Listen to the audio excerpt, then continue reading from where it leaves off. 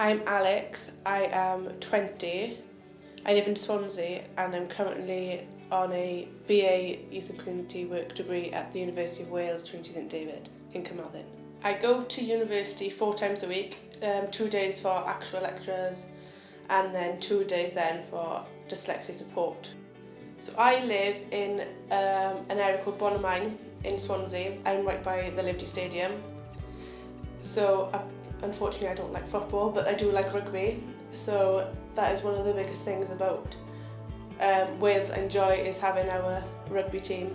I am passionate for working with young people to make a difference to young people's lives, whatever their background, wherever they've come from, whatever they've gone through. I like to help make a difference. I am a first-time voter first-time voter in the National Assembly's elections, which is very exciting.